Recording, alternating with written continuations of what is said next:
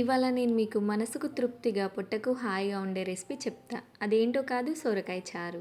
ముందుగా స్టవ్ పైన కడాయి పెట్టుకొని 2 టేబుల్ స్పూన్ల వరకు నూనె వేసుకొని, నూనె వేడిన తర్వాత ఆవాలు, జీలకర్ర, పొడువుగా కట్ చేసి తీసుకున్న ఉల్లిపాయ ముక్కల్ని వేసుకొని కలుపుకోవాలి.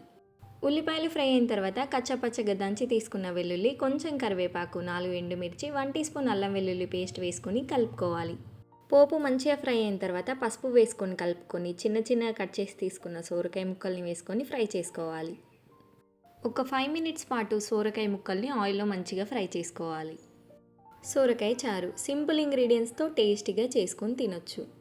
ఇప్పుడు ఇందులోకి కొన్ని వాటర్ పోసుకొని సోరకాయ ముక్కలు మెత్తపడేలాగా ఉడికించుకోవాలి. సోరకాయ ముక్కలు ఇప్పుడే నీళ్లు పోసి ఉడికించుకోవాలి, ఎందుకంటే చారు పోసిన తర్వాత సోరకాయ ముక్కలు ఉడకవు. వీడియోలో చూపిస్తున్న విధంగా సోరకాయ మొత్తం దగ్గర పడిన తర్వాత రుచికి సరిపడ ఉప్పు, కారం వేసుకొని కలుపుకోవాలి. సోరకాయ చారు చేయడం చాలా ఈజీగా ఉన్న టేస్ట్ మాత్రం చాలా బాగుంటుంది. మొత్తం మంచిగా కలుపుకున్న తర్వాత ఇప్పుడు ఇందులోకి చింతపండు రసం, కొన్ని నీళ్లు పోసుకొని కలుపుకోవాలి. పులుపు అంటే నచ్చని వాళ్ళు తప్పితే అందరూ లొట్టలేసుకొని తినాల్సిన రెసిపీ అండి ఇది. ఒక 5 మినిట్స్ పాటు చారును మంచిగా మరిగించుకోవాలి. చివర్లో 1 టీ స్పూన్ ధనియాల పొడి, సన్నగా తరిగి తీసుకున్న కొత్తిమీరాకు వేసుకొని కలుపుకొని ఫ్లేమ్ ఆఫ్ చేసుకోవాలి. అంతే, వేడివేడిగా టేస్టీగా సోరకాయ చారు రెడీ.